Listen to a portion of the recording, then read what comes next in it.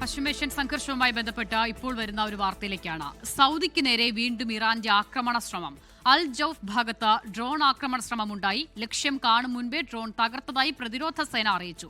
അതിനിടെ ചെങ്കടൽ വഴിയുള്ള എണ്ണ കയറ്റുമതി സൗദി അരാംകോ കൂട്ടി. ഹോർമുസ് കടലിടുക്കിന് പകരമായി യാംബു തുറമുഖം വഴി എണ്ണ കയറ്റുമതിക്കും നീക്കം. ജലീൽ കണ്ണമംഗലം ജിദ്ദയിൽ നിന്നും വിവരങ്ങൾ നൽകാൻ ചേരുകയാണ്. ജലീൽ, ആദ്യം ഈ ഏറ്റവും ഒടുവിലുണ്ടായ ആക്രമണ ശ്രമവുമായി ബന്ധപ്പെട്ട് ലഭിക്കുന്ന വിവരങ്ങൾ എന്തൊക്കെയാണ്? അസിത, സൗദിക്ക് നേരെ കഴിഞ്ഞ രാത്രിയും ഇറാന്റെ ഭാഗത്തു നിന്ന് ശക്തമായ ആക്രമണ ശ്രമങ്ങളാണ് റിപ്പോർട്ട് ചെയ്തിരിക്കുന്നത്.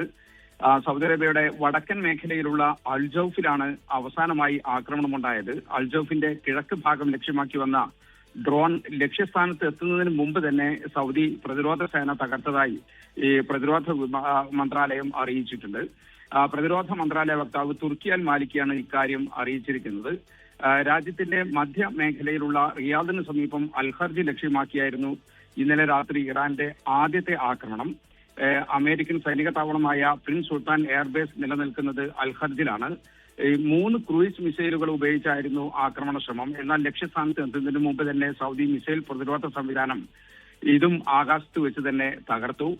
പ്രതിരോധ മന്ത്രാലയ വക്താവ് ഔദ്യോഗികമായി ഈ വിവരം സ്ഥിരീകരിച്ചിട്ടുണ്ട്. കേവലം സൈനിക താവളങ്ങൾ മാത്രമല്ല, സൗദിയുടെ സാമ്പത്തിക നട്ടെല്ലായ എണ്ണ ഉൽപാദന കേന്ദ്രങ്ങളെയും ജനവാസ മേഖലകളെയും ലക്ഷ്യം വെച്ചും ആക്രമണം നടക്കുകയാണ്.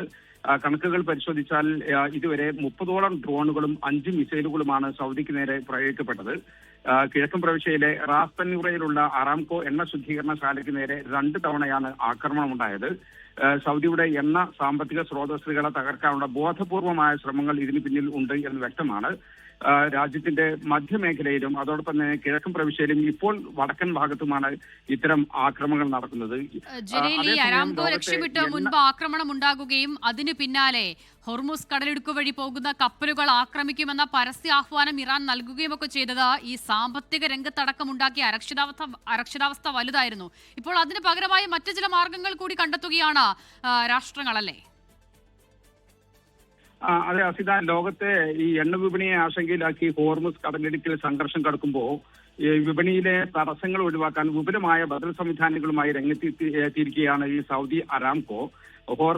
ഈ ഹോർമുസ് കടലിടുക്കിന് പകരമായി ചെങ്കടൽ തീരത്തെ യാംബു തുറമുഖം വഴി എണ്ണ കയറ്റുമതി ചെയ്യാനാണ് അരാംകോയുടെ നീക്കം. ഇതിനായി രാജ്യത്തിന്റെ കിഴക്ക് ഭാഗത്ത് നിന്ന് പടിഞ്ഞാറൻ തീരത്തേക്ക് നീളുന്ന ഒരു കൂറ്റൻ പൈപ്പ് ലൈൻ അരാംകോ സജ്ജമാക്കി കഴിഞ്ഞു.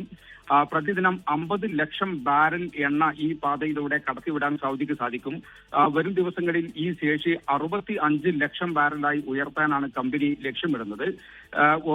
പ്രധാന ഉപഭോക്താക്കളായ ഏഷ്യൻ രാജ്യങ്ങളോട് ചെങ്കടൽ തീരത്ത് നിന്ന് എണ്ണ സ്വീകരിക്കണമെന്ന് സൗദി അരാംകോ ഇതിനകം ആവശ്യപ്പെട്ടു കഴിഞ്ഞു. ഹോർമസ് കടലിടുക്ക് വഴിയാണ് ലോകത്തെ 20% എണ്ണയും വാതകവും കടന്നു പോകുന്നത്. ഈ പാത ഇനി തടസ്സപ്പെട്ടാലും ആഗോള എണ്ണ വിപണിയിൽ പ്രതിസന്ധി ഉണ്ടാകാതിരിക്കാൻ സൗദിയുടെ ഈ പുതിയ നീക്കം സഹായിക്കും. അസിത, ലോകത്തെവിടെയായാലും ഏത് സമയത്തും 24 വാർത്തകളും ഓഗ്മെന്റഡ് റിയാലിറ്റി പാക്കേജുകളും എക്സ്പ്ലെയിനറുകളും വിശദമായി കാണാൻ ഞങ്ങളുടെ യൂട്യൂബ് ചാനൽ നിങ്ങൾക്ക് സബ്സ്ക്രൈബ് ചെയ്യാം.